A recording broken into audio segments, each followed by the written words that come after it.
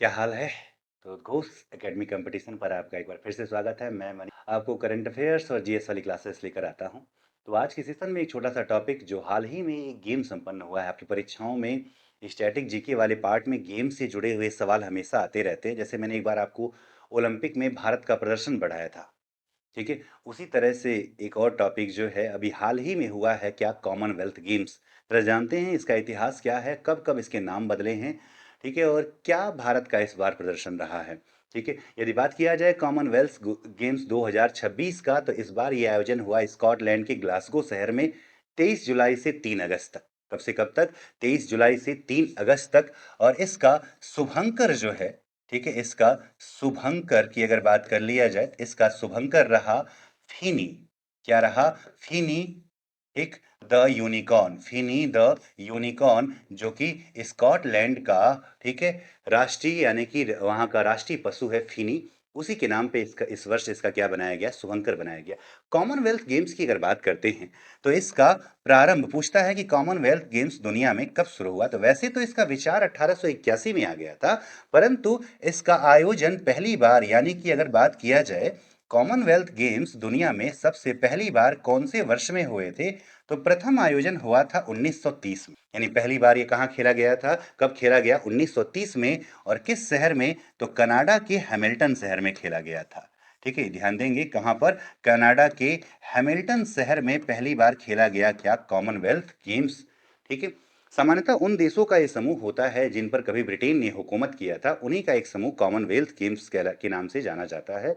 इसका पहला आयोजन 1930 में हैमिल्टन में हुआ था, ठीक है। उसके बाद अगर बात किया जाए तो प्रारंभ में इसका नाम क्या था, अगर पूछा जाता है कि प्रारंभ में इसका नाम कैसे कैसे बदला है, तो 1930 से 50 तक, 1930 से कब तक? 50 तक, यानी पहले 20 सालों तक जब औपनिवेशिक काल की अगर बात करें तो इसका नाम हुआ करता था ब्रिटिश एम्पायर गेम्स। पहले इसका नाम क्या था? ब्रिटिश एम्पायर गेम्स के नाम से जाना जाता था। ब्रिटिश एम्पायर गेम्स के नाम से ये जाना जाता था। यानी प्रारंभ में इसका नाम क्या था? British Empire Games. कब से कब तक की अगर बात किया जाए तो 1930 से 1950 तक, ठीक है। उसके बाद जो है औपनिवेशिक काल जब समाप्त हो रहा है तो 1954 से 66 तक इसका नाम हो गया British Empire and Commonwealth Games नाम हो जाता है। क्या नाम हो जाता है? British Empire and Commonwealth Games. क्या नाम हो जाएगा? British Empire and Commonwealth Games नाम हो जाता है। कॉमनवेल्थ गेम्स इसका नाम हो जाता है। कब से कब तक है? 1954 से 66 तक इसका नाम हो जाता है। आगे चल के 1970 से 1974, कब से? 1970 से 74 तक इसका नाम हो जाएगा, 1970 से 74 तक इसका नाम हो जाएगा ब्रिटिश कॉमनवेल्थ गेम्स हो जाएगा। क्या नाम हो जाए? British Commonwealth games. लेकिन इससे लग रहा था कि ये ब्रिटेन का आधिपत्य वाला गेम्स है, इसीलिए वर्ष 1978 से, इसका नाम, वर्तमान वाला नाम हो जाएगा क्या? कॉमनवेल्थ गेम्स नाम हो जाता है। क्या नाम हो जाता है? कॉमनवेल्थ गेम्स नाम हो जाता है। तो ये नाम का प्रारूप किस तरह से इसका नाम समय समय पे बदला, तो 30 से 50 तक ब्रिटिश एम्पायर गेम्स, 54 से 66 तक British Empire and Commonwealth Games, और 70 से 74 तक ब्रिटिश कॉमनवेल्थ गेम्स, और 78 से अब तक इसका नाम क्या है? कॉमनवेल्थ गेम्स के नाम से ये जाना जाता है, ठीक है। भारत की बात करें, ठीक है, तो इन कॉमनवेल्थ गेम्स में भारत पहली बार कब शामिल हुआ? तो भारत पहली बार इस गेम्स में शामिल हुआ 1934 में। कब हुआ? 1934 में।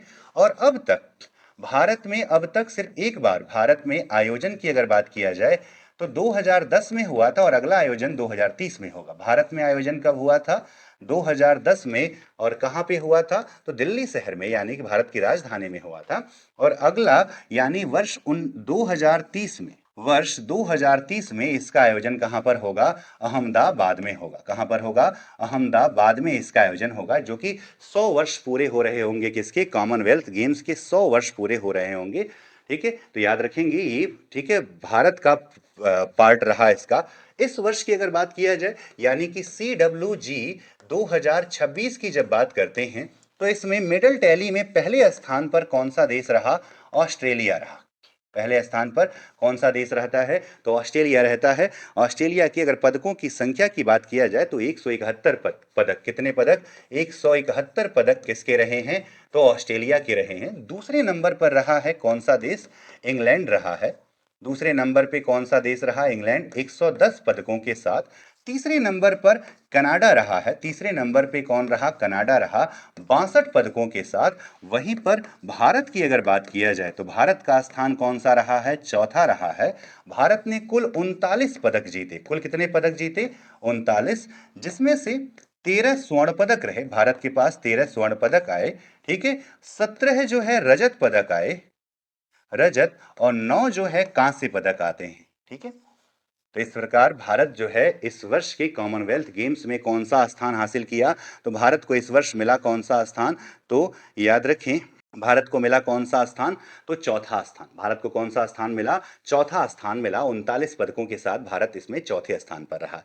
यदि भारत की परफॉर्मेंस की अगर बात किया जाए तो भारत के परफॉर्मेंस से पहले यह भी जान लिया जाए, ठीक है, कि जब यह गेम समाप्त हुआ, ठीक, तो राष्ट्रमंडल यानी कॉमनवेल्थ ध्वज किसको सौंपा गया? तो नीरज चोपड़ा को सौंपा गया, क्योंकि अगला आयोजन कहाँ होना है?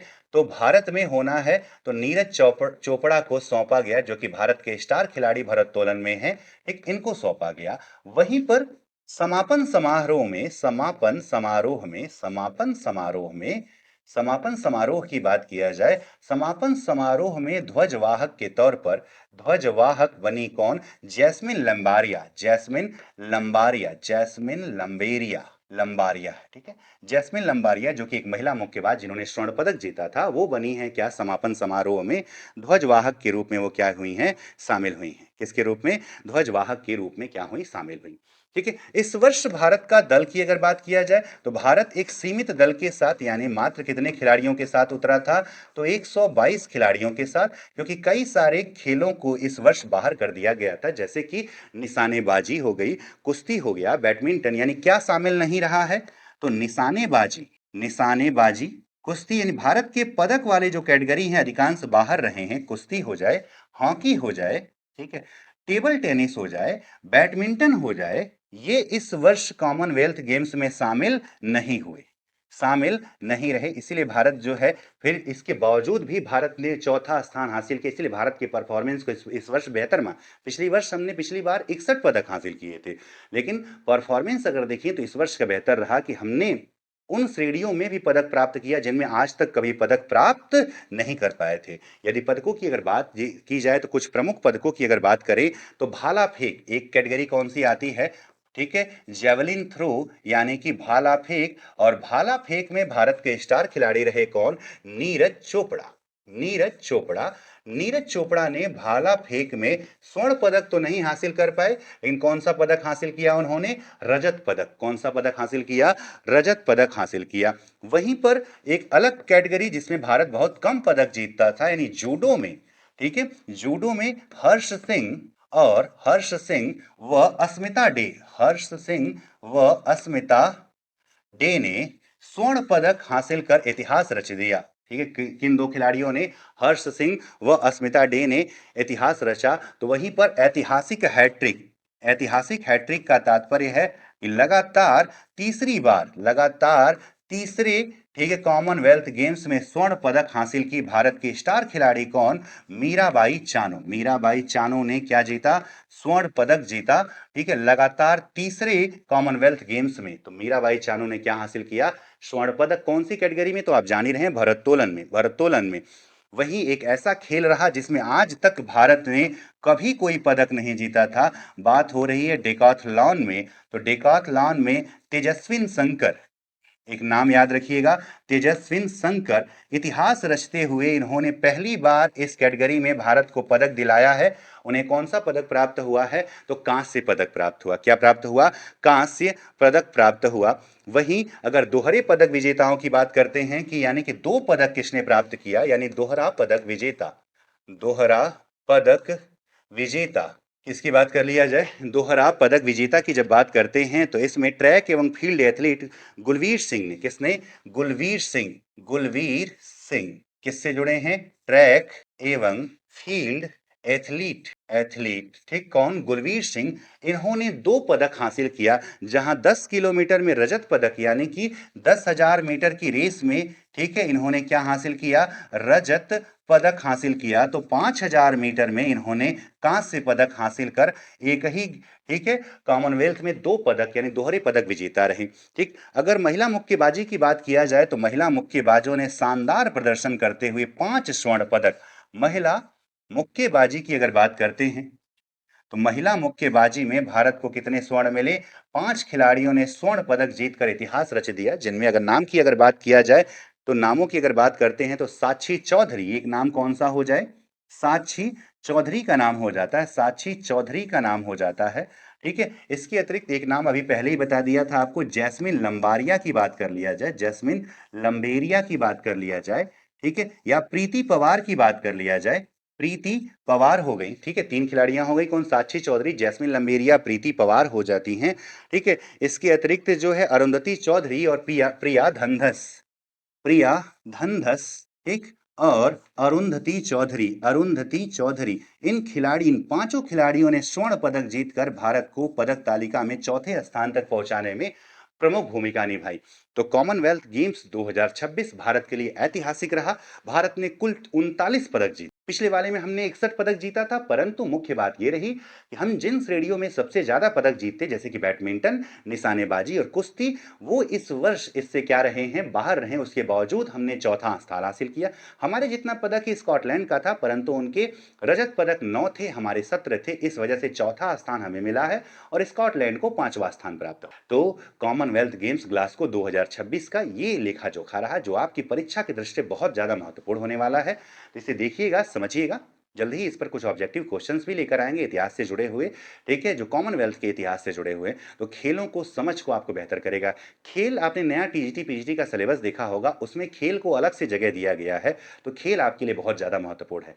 तो इस सेशन में बस इतना ही। ऐसे ही अन्य छोटे मोटे टॉपिक्स के लिए भी हमारे साथ बने रहिए। हम पीवाईक्यूज तो कर रहे हैं, CTET, super TET, lower PCS के लिए, साथ ही साथ इन परीक्षाओं के लिए भी। तो इस सेशन में बस इतना ही। आप सभी को बहुत बहुत धन्यवाद। आपका दिन